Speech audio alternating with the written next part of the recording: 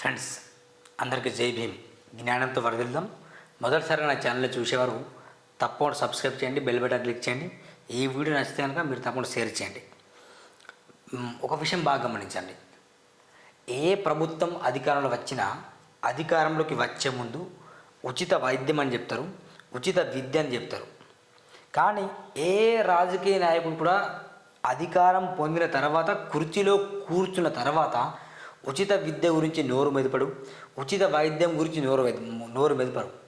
మరీ ముఖ్యంగా చెప్పాలంటే ఎమ్మెల్యేలకు కావచ్చు, ఎమ్మెల్యేల పిఏలకు కావచ్చు, రాజకీయ నాయకుల కుటుంబీకులకు కావచ్చు, ఎవ్వరికి ఏ చిన్న గాయమైనా వారు మాత్రం ప్రైవేటు హాస్పిటల్లో వెళ్ళి చికిత్స చేసుకుంటారు. కానీ పేరుకే ఏమంటారంటే ఉచిత వైద్యం అందిస్తాం అంటారు. ఇంకా ఉచిత విద్య గురించి కూడా చాలా గొప్పలు చెప్తారు. ఇక ఎలక్షన్ ప్రచారం మొదలు పెడితే సరిపోతుంది ఇదే మాట. మేము ప్రతి పేదవాడికి కేజీ నుండి పీజీ వరకు ఉచిత విద్యను అందజేస్తామని చెప్తారు. ఉచిత విద్య అందజేసే వీళ్ళ పిల్లలు ఎక్కడ చదువుతారు? కార్పొరేట్ స్కూల్లో చదువుతారు. వీళ్ళ మనమల్ని ఎక్కడ చదువుతారు? కార్పొరేట్ స్కూల్లో చదువుతారు.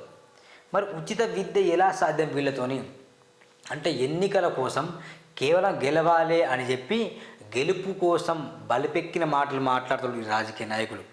అందుకే నేను ఏమంటున్నా, ఇది అంత పాలిటిక్స్ కాదు, పోలిట్రిక్స్. ఏ రాజకీయ నాయకుడైనా గెలుపు కోసం, కుర్చీలో కూర్చోవడం కోసం తపన పడుతున్నాడు తప్ప వాస్తవానికి సమాజాన్ని మార్చుదాం, నా వల్ల ఎంత అవుతుంది, నేనేం మార్చగలను, నేను ఎందుకోసం గెలిచాను, నాకు ప్రజలు ఓట్లు ఎందుకు వేశారు అని మాత్రం ఏ రాజకీయ నాయకుడు ఆలోచించట్లేదు. అయితే ఈరోజు ఒక విషయం మనం చర్చిద్దాం. ఆరోగ్యశ్రీ గురించి మనం చర్చిద్దాం. ఇప్పుడు ఆరోగ్యశ్రీ గురించి చాలామంది ఏమంటారంటే, దయచేసి వినండి, నేనేం తప్పుగా మాట్లాడలేదు. ఒకవేళ తప్పుగా అనుకుంటే ఎందుకు తప్పు మీరు చెప్పండి. ఆరోగ్యశ్రీ ప్రతి పేదవాడికి మంచి వైద్యం వస్తుంది. ఆరోగ్యశ్రీ ఉండడం వల్ల ప్రతి పేదవాడు వెళ్ళి ఆసుపత్రిలో వెళ్ళేసి ఉచితంగా ట్రీట్మెంట్ చేసుకుంటారని చెప్తున్నాడు. అయితే తద్వారా గవర్నమెంట్కి లాభమా నష్టమా, పేద ప్రజలకు లాభమా నష్టమా అని ఒకసారి చర్చిద్దాం మనం. ఈ ఆరోగ్యశ్రీ ఉండే బదులు నేనేమంటున్నా అంటే, ఈ ఆరోగ్యశ్రీ ఎందుకుంది? ప్రభుత్వ ఆసుపత్రుల్లో కనుక సరైన వైద్యం ఉంటే కనుక ఆరోగ్యశ్రీతో పనే ఉంటుందా? ఆరోగ్యశ్రీ ఎక్కడ వర్తిస్తుంది? ప్రైవేట్ హాస్పిటల్లో ఉంటుంది. ప్రైవేట్ హాస్పిటల్లో ఉంటుంది ఆరోగ్యశ్రీ. ప్రభుత్వ ఆసుపత్రిలో ఆరోగ్యశ్రీ అవసరం లేదు, ఎందుకంటే అక్కడ ఆర్డర్ ఉచితం కదా. మరి ఈ ఆరోగ్యశ్రీ ప్రైవేట్ హాస్పిటల్లో ఎందుకు వర్తిస్తుందంటే, ప్రైవేట్ హాస్పిటల్లో మంచిగా ట్రీట్మెంట్ చేస్తారు. ప్రైవేట్ హాస్పిటల్లో ట్రీట్మెంట్ బాగా అవుతుంది. గుండెకి సంబంధించిన వ్యాధి కావచ్చు, ఊపిరితిత్తులకు సంబంధించిన వ్యాధి కావచ్చు, కిడ్నీలకు సంబంధించిన వ్యాధి కావచ్చు, క్యాన్సర్ కావచ్చు, అల్సర్ కావచ్చు, ఇక మీకు చెప్పాల్సిన అవసరం లేదు. మనిషి పొద్దున లేచి రాత్రి పడుకునే వరకు మొత్తం టాప్ టు వెంట్రిక మొదలుకొని ఆ కింద మొత్తం కాళ్ళ దగ్గర కూడా ప్రతి ఒక్క అవయంతో కూడా మొత్తం ఎట్లుందంటే, ఇప్పుడు ఈ జనరేషన్లో మొత్తం నొప్పులు కావచ్చు, వ్యాధులు ఎక్కడ చూసినా అవే కనిపిస్తాయి. హాస్పిటల్ అన్నీ కిక్కిరిసిపోతుంటాయి. ఈ ప్రైవేట్ హాస్పిటల్లో కూడా జనాలు ఎంత వెళ్తారో ప్రభుత్వ హాస్పిటల్ కూడా అందరే వెళ్తారు జనాలు. అంటే ప్రతిదీ రోగంతోనే మనిషి జీవితం ముడిపడి ఉంది. ఈ ప్రైవేట్ హాస్పిటల్ ఏమో ఆరోగ్యశ్రీ ఇస్తాను. ఇప్పుడు 15 లక్షలు అని చెప్పిండు, గతంలో 10 లక్షలు ఇచ్చారు ఆరోగ్యశ్రీ. ఓకేనా? ఇప్పుడు మేము కాంగ్రెస్ ప్రభుత్వం కావచ్చు 15 లక్షలు ఇస్తాం, ట్రీట్మెంట్ చేసుకోవచ్చు అని చెప్తున్నాడు. సో ఓకే, 15 లక్షలు ఇవ్వడంతో ఈ కాంగ్రెస్ పార్టీ కొంచెం మంచి చేస్తుంది, కాంగ్రెస్ ప్రభుత్వం కొంచెం న్యాయం చేస్తుందని చెప్తున్నాడు. ఈ ఆరోగ్యశ్రీ వల్ల దాదాపు ప్రతి పేదవాడికి 15 లక్షలు అంటే ఇప్పుడు ఈ డబ్బు మొత్తం లెక్క చేయండి ఎంత అవుతుందో. ప్రైవేట్ హాస్పిటల్కే ప్రభుత్వ సొమ్ముని ఇస్తున్నాడు. ఎవరు ఇస్తాను అంటే ఈ గవర్నమెంటే. ప్రభుత్వం అంటే ఎవరు? మనమే. మన డబ్బే. మన డబ్బు మనం ఎవరికి ఇస్తున్నామంటే ప్రైవేట్ హాస్పిటల్లో వెళ్ళి ఇస్తున్నాం. అంటే దీనికి రాజకీయ నాయకుడు మధ్యవర్తి ఉంటాడు, రాజకీయ నాయకుడు అంతే.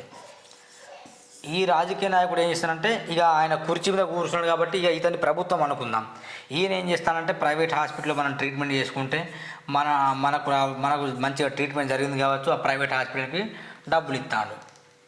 ఇక్కడ ఏం జరుగుతుంది మరి? ఇదే డబ్బుతోని ఒక వ్యక్తి మీద 15 లక్షలు వెచ్చించే డబ్బుతోని, అదే డబ్బుతోని ప్రతి నియోజకవర్గంలో ఒక మంచి హాస్పిటల్ కట్టచ్చు. ఎన్ని ఉన్నాయి? 119 నియోజకవర్గాలు ఉన్నాయి. ఎన్ని జిల్లాలు ఉన్నాయి? 31 జిల్లాలు ఉన్నాయి.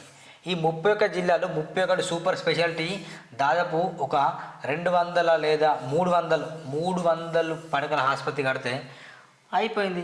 31 జిల్లాలలో 300 పడకల హాస్పిటల్ అంటే పెద్ద హాస్పిటల్ అది.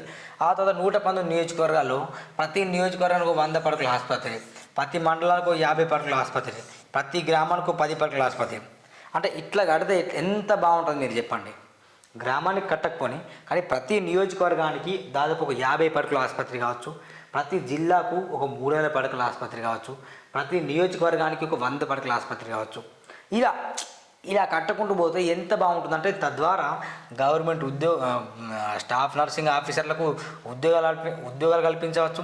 ఇదేంటంటే ఇక్కడ ఆరోగ్యశ్రీతో పనే ఉండదు అసలు. మంచి ఇప్పుడు బాగా గమనించండి, మనకు ప్రభుత్వ హాస్పిటల్లో ఏమేమి చేస్తారు. ఇప్పుడు జ్వరం వచ్చినా కూడా అక్కడ చచ్చిపోతాను చాలామంది. ఎందుకు? చాలామందికి ఏమనిపిస్తుంది లోపల, అది ప్రభుత్వ హాస్పిటల్ ఎందుకు వెళ్తారు రాబాయ్, గవర్నమెంట్ హాస్పిటల్ ఎందుకు అవసరం రాబాయ్, ప్రైవేట్ హాస్పిటల్లో వెళ్ళండి రాబాయ్ అంటారు. ఎందుకు అట్లా ఆలోచిస్తాను జనాలు, ఎందుకు అట్లా ప్రజలే ఆలోచిస్తానంటే రీజన్ ఒకటే, ప్రభుత్వ హాస్పిటల్లో ట్రీట్మెంట్ సరిగ్గా చెయ్యరు, ప్రభుత్వ హాస్పిటల్లో సరిగ్గా వైద్యులు పట్టించుకోరకు భ్రమ ఉంది. ఇది నిజమే అనిపిస్తుంది. ఎట్లా నిజం అనిపిస్తుంది అంటే రాజకీయ నాయకులు వాళ్ళ పిల్లలకు కావచ్చు, రాజకీయ నాయకులకు ఏమన్నా అయితే మాత్రం ప్రైవేట్ హాస్పిటల్లో వెళ్తారు, జస్ట్ 2 అవర్స్లో 3 అవర్స్లో క్యూర్ అవుతారు, మళ్ళీ ప్రజల్లో వెళ్ళి డంబప్ మాటలు చెప్తారు వాళ్ళు. అంటే ప్రైవేట్ హాస్పిటల్ ఏమో రాజకీయ నాయకులు వెళ్ళాలి, మన గవర్నమెంట్ హాస్పిటల్ ప్రభుత్వ దవాఖానాలలో మన సామాన్య ప్రజలు పిల్లలు వెళ్ళాలి. ఇప్పుడు మనం కనుక ప్రైవేట్ హాస్పిటల్లో వెళ్తే మనకు మళ్ళీ 15 లక్షలు ఆరోగ్యశ్రీ అని చెప్పారు. ఈ ఆరోగ్యశ్రీతో సంబంధం లేకుండా ప్రతి నియోజకవర్గానికి 100 పడకల ఆసుపత్రి కావచ్చు, ప్రతి జిల్లాకి ఒక 300 పడకల ఆసుపత్రి కావచ్చు, ప్రతి నియోజకవర్గానికి 50 పడకల ఆసుపత్రి కావచ్చు మేము కడతాము అని చెప్పేసి ఈ ఆరోగ్యశ్రీని రద్దు చేస్తే కనుక దీంట్లో ఎట్లుండాలంటే ఊపిరితిత్తులకు సంబంధించిన వ్యాధులు, క్యాన్సర్ కావచ్చు, లంగ్స్ కావచ్చు, ఇంకా ఈ టాప్ టు బాటమ్ అన్నీ కూడా ప్రభుత్వ హాస్పిటల్లో అన్ని మెటీరియల్స్ ఉండాలి, అన్ని పరికరాలు ఉండాలి, అందరు డాక్టర్స్ ఉండాలి.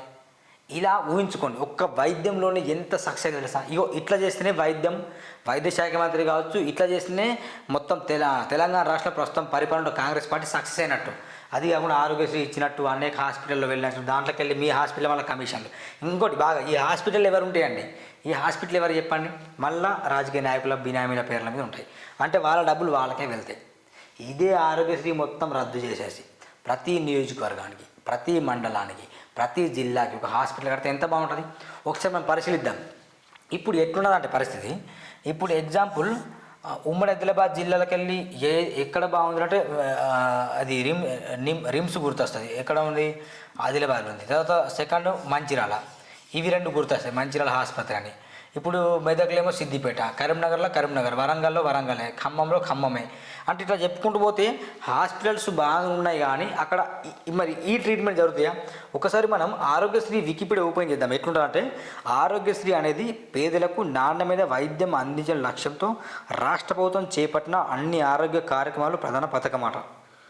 దీంట్లో ఏమేమి ఉంటాయి అంటే ఈ పథకం గుండె, ఊపిరితిత్తులు, కాలేయం, ఫ్రాంకియాస్, కిడ్నీ, న్యూరో సర్జరీ, పీడియాట్రిక్, పుట్టుకతో వచ్చే వైకల్యాలు, కాలిన గాయాలు, క్రియాత్మక మెరుగుదల కోసం పోస్ట్ బర్న్ కాంట్రాక్చర్ సర్జరీలు, ప్రాస్థెసిస్, కృత్రిమ అవయవాలు, క్యాన్సర్ చికిత్స, ఇలా చెప్పుకుంటూ ఒక దాదాపు 70-80 రకాలుగా ఈ వ్యాధులన్నిటికీ ఆరోగ్యశ్రీ వర్తిస్తుందని చెప్తున్నాడు. ఇక ఈ వ్యాధులన్నింటికి సంబంధించింది ఇప్పుడు గవర్నమెంట్ ఏదైనా హామీ ఇస్తుందా? నేను సూరన్నగా గతంలో పరిపాలించిన కేసీఆర్ గారిని కావచ్చు, ఇప్పుడు పరిపాలిస్తున్న రేవంత్ రెడ్డి గారిని సూటిగా ప్రశ్నిస్తున్నా. నా ప్రశ్న ఏంటంటే, క్యాన్సర్ పేషెంట్ ఒక ప్రభుత్వ ఆసుపత్రిలో వెళ్ళి బ్రతికి రాగలరా? గుండె ఆపరేషన్ ఒక ప్రభుత్వ ఆసుపత్రిలో ఎన్ని సక్సెస్ అవుతున్నాయి? ఊపిరితిత్తులు, దానికి సంబంధించిన వ్యాధులు ప్రభుత్వ ఆసుపత్రుల్లో ఎన్ని సక్సెస్ అవుతున్నాయి? చెప్పండి. జ్వరం వచ్చి కూడా చనిపోతాను హాస్పిటల్లో, ప్రైవేట్లో కూడా చనిపోతాను పక్కన విషయం. కానీ ప్రభుత్వ హాస్పిటల్లో ఇవన్నీ రోగాలకు సంబంధించిన డాక్టర్స్ సరిగా ఉన్నారా లేరా? ప్రభుత్వ ఆసుపత్రుల్లో లేకపోతే ప్రైవేట్ హాస్పిటల్లో ఉంటాను. ప్రైవేట్ మీద ఉన్న శ్రద్ధ గవర్నమెంట్ హాస్పిటల్ ఎందుకు లేని నేను సూటిగా ప్రశ్నిస్తున్నా. ఈ ఆరోగ్యశ్రీకి ఏవైతే 15 లక్షలు ఇస్తున్నా ఒక్కొక్క వ్యక్తి మీద, అదే డబ్బుతోని మీరేం చేయాలంటే ప్రతి నియోజకవర్గంలో, ప్రతి జిల్లాలో, ప్రతి మండలంలో కావచ్చు, ప్రతి గ్రామాల్లో కావచ్చు, ఇలాంటి సూపర్ స్పెషాలిటీస్ హాస్పిటల్, చిన్న హాస్పిటల్స్ కట్టి అక్కడ మంచి ఉన్నత విద్య చదివిన స్టాఫ్ నర్సింగ్ వాళ్ళని నియమిస్తే కనుక ఎంత బాగుంటుంది చెప్పండి. ఎన్ని జాబ్స్ ఇవ్వచ్చు తెలుసా? ఒక్క వైద్యంలోనే దాదాపు 1,00,000 ఉద్యోగాలు ఇవ్వచ్చు. తెలంగాణ రాష్ట్రంలో 1,00,000 ఉద్యోగాలు ఇవ్వచ్చు. కానీ సింపుల్గా 2,000 3,000 5,000 ఇచ్చి పక్కన దొబ్బుతారు. ఇది నేను ఓన్లీ ఆరోగ్యశ్రీలో జరుగుతున్న మోసం గురించి చెప్పాను.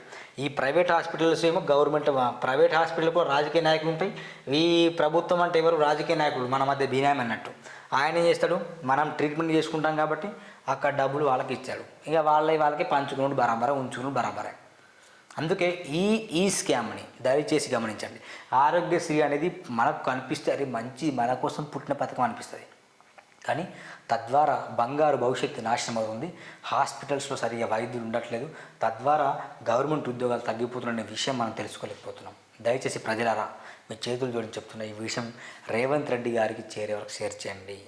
తప్పేం లేదు కదా, ఎన్నో విషయాలు షేర్ చేస్తాం. ఇది నేను ఎవరిని విమర్శ చేయట్లే, దీంట్లో జరుగుతున్న మోసాలు ఎట్లనే చెప్తున్నా. మూడే విషయాలు చెప్పి. ఒకటి, ప్రభుత్వం ఏం చేస్తుందంటే ప్రైవేట్ హాస్పిటల్లో మనం ట్రీట్మెంట్ చేసుకుంటే డబ్బులు ఖర్చు చేస్తుంది. ఆ ప్రైవేట్ హాస్పిటల్ కూడా రాజకీయ నాయకులే ఉంటాయి. ఎందుకని ప్రభుత్వం ప్రతి నియోజకవర్గంలో ఉన్న హాస్పిటల్ కట్టట్లేదు? ఇప్పుడు ఉన్నాయి, చాలా ఉన్నాయి ఇప్పుడు, కానీ దాన్ని పునరుద్ధరించండి. కట్టకుండా దాన్ని మంచిగా చేయండి, మంచి ఆసుపత్రులు, మంచి కలరింగ్ చేయండి, మంచి డాక్టర్లను పెట్టండి, మంచి పరికరాలను పెట్టండి. అక్కడ నేను ప్రభుత్వ హాస్పిటల్ వెళ్తే బ్రతికి వస్తాను, నాకు ప్రభుత్వ హాస్పిటల్లో ట్రీట్మెంట్ బాగా జరుగుతుందని చెప్పండి, సూపర్ ఉంటుంది. చేయొచ్చు, కానీ చెయ్యరు. ఎందుకు చేయరు తెలుసా? చెయ్యరు. ఎందుకంటే ఇప్పటికీ ప్రతి గల్లీలో, ప్రతి పట్టణంలో, ఒక్కొక్క కాన్స్టిట్యున్సీలో 2-3 ప్రైవేట్ హాస్పిటల్ ఉన్నాయి. ఎవరియో కాదు, రాజకీయ నాయకులే, వాళ్ళ కింద పనిచేసే బినామీలు ఉన్నాయి. ప్రభుత్వ ఆసుపత్రులు బాగా చేసిననుకో ఆ ప్రైవేట్ హాస్పిటల్ నడవవు. అందుకని ఏం చేయాలి? ఆరోగ్యశ్రీ దేవాలి, ప్రైవేట్లో కూర్చోాలి. గవర్నమెంట్ హాస్పిటల్ ఏదో మాత్రం ఉండాలి. అప్పుడప్పుడు ఎలక్షన్ దగ్గర వస్తే ప్రభుత్వం ఉచిత వైద్యం, ఉచిత విద్య, ఫ్రీ ఇస్తాం, ఉచిత వైద్యం ఇస్తాం, ఆరోగ్యశ్రీ ఇస్తాం, ఇది చెప్పడానికి మాత్రం పనిచేస్తుంది తప్ప వాస్తవానికి సమాజంలో జరుగుతున్న అన్యాయం ఇంత కాదు, చాలా అన్యాయం జరుగుతుంది. Try to stop Aarogyasri. ప్రతి గ్రామంలో, ప్రతి మండలంలో, ప్రతి నియోజకవర్గంలో, ప్రతి జిల్లాలో మంచి ఆసుపత్రి ఏర్పాటు చేయండి. ఒక్క ఎంజీఎం ఉంటే సరిపోదు, ప్రతి నియోజకవర్గంలో ఎక్కడ ట్రీట్మెంట్ అక్కడనే అందాలి. ఇగో ఈ విధంగా ఉండాలి. ఈ విధంగా ఉంటే రాష్ట్రం, దేశం నలుమూలల్లో బాగుపడుతుంది. లేకపోతే చిప్పబట్టే అడుక్కునుడే.